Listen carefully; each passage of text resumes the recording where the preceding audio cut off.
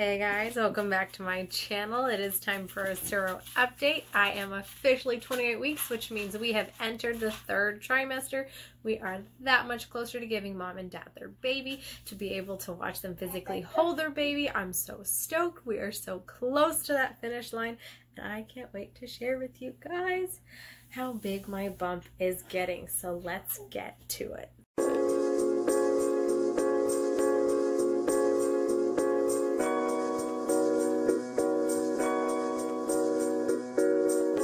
28 weeks, guys. We are 28 weeks. We are third trimester. We are so close to the finish line.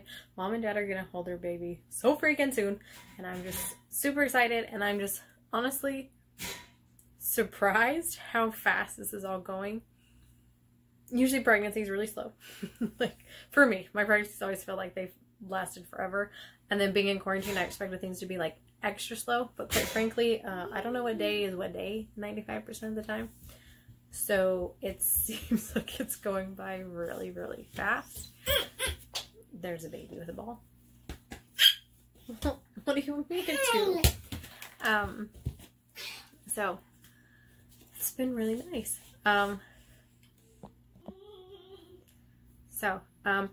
I wish I had more to say specifically about how the surrogacy process is going, but at this point, because of COVID, I don't have the ability to have mom and dad come out all the time, and they don't have the ability to come and see because we're quarantined and COVID. So because of COVID, you know, I don't get to have that like physical interaction that we wanted. Mom and dad be able to feel the belly and come to ultrasounds and do all like that fun bonding stuff. So it's been a lot of just me by myself. I do talk to my IM quite frequently. I do get to send her lots of videos of baby moving, which is really exciting. We're now to the point where baby's kicks you can super see outside the womb, and every week is just crazy stronger, and I just get the coolest videos, and I get to send them to mom. So I love doing that. I typically send her like 2 or 3 videos a week of baby's kicks, and it's like my favorite part of the whole week, getting to share that with her.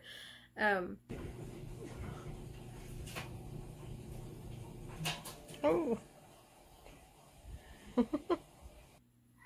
But I mean, it'd be a lot cooler if I could have the intended parents here and like feel the kicks, but I'll take the videos. I'm sure they're even more bummed than I am that they're not getting to feel kicks and come to ultrasounds, but yeah, COVID sucks, guys.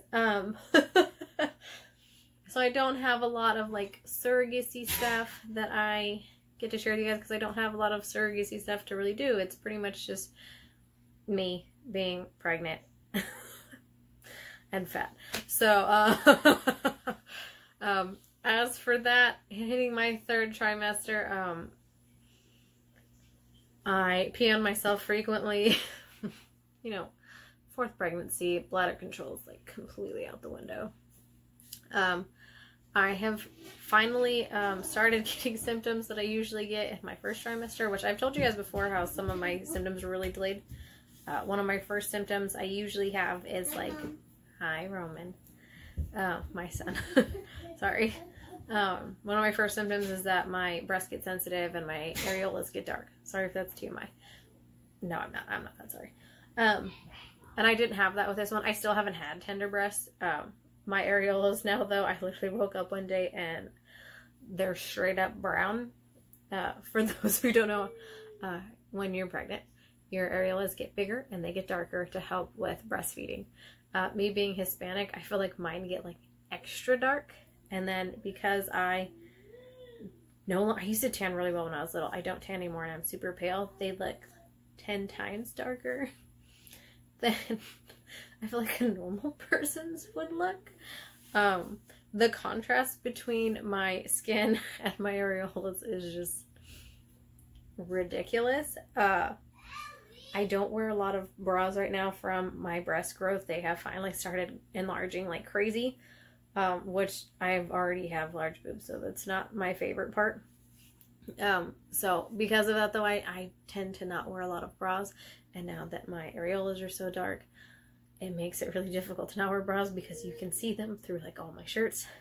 Thank goodness nobody's around to see them because I'm stuck at my house all day. But going out to get the mail, or if I run to fast food, I sometimes don't put a bra on. 95% of the time I don't put a bra on, and then I'm kind of just like in the drive-thru driving like this. It's fine. It is what it is. So yeah, fun things nobody tells you before you get pregnant. Another update, I went and did my glucose test back at 34, 35 weeks. I don't think I got to share that with you guys.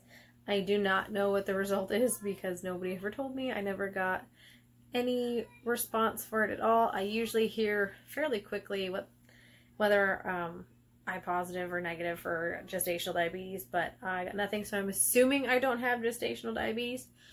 For those of you who don't know what a glucose test is, or gestational diabetes, or what the heck I'm talking about,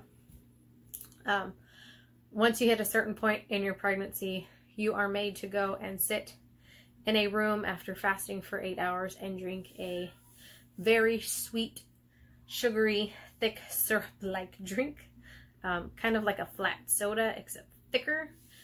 It's, in my opinion, very disgusting, but the whole point of it is they take your blood an hour later to see how your body processes the sugar and the glucose to see if you have gestational diabetes. I'm going to assume you know what diabetes is. Gestational diabetes is when a pregnant woman gets diabetes just through her pregnancy. I don't know what causes it. I don't know why, but it is a thing for women to casually get diabetes just while they're pregnant, and then once they're no longer pregnant, it goes away. Super weird. I've never had it, so I wasn't too worried if I was going to get it, and if I did get it, I would have heard by now, I would assume. So I'm assuming I'm still good for pregnancies later. Haven't got it, so yay. So yeah, so there's an update on just pregnancy wise. Another thing, I guess I could probably show you guys my bump now. It is getting very round. Oh, my shirts do not fit, which is why I'm almost always in dresses. That's a belly. There's a baby in there. No stretch marks yet. I do get little varicose and spider veins. I do wear a maternity belly ring because I don't know, I don't like taking it out. Nothing too crazy, just a big round belly that doesn't fit in anything. So I literally live in dresses. If you follow me on my Instagram, you'll see what it looks like when I wear a shirt and maternity shorts out that aren't high-waisted. I look like I have a really big beer gut. So, as for that, getting pretty big now. I'm not too uncomfortable yet. I'm still sleeping fairly well, other than I have to pee every 5 minutes and get up and pee. I was able to lay up on my belly, like still lay on my belly when I slept up until about a week or so ago. Now I can't do it quite well. I have to stack some pillows, but still not nearly as uncomfortable as bad as some of my other pregnancies. I don't feel like my belly is too crazy big for how far along I am. It's definitely not small. So it's kind of where we're at. My weight gain is steadily going up a pound or two a week. Nothing crazy, nothing too dramatic yet. I lost so much weight in my first trimester that my weight gain is now just like very healthily steady. I don't know if that's a word. What do you do? Wait. Let's see. Other new things that have started as of, well, last week I have started getting Braxton Hicks here and there. Typically when I have a full bladder and I've been walking around or cleaning too much.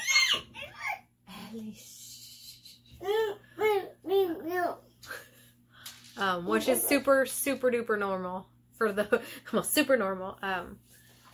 With my other kids, with my youngest, or my oldest, I didn't get them until like 32 weeks. I started getting Braxton Hicks. With my son and my daughter, both started around 26 weeks.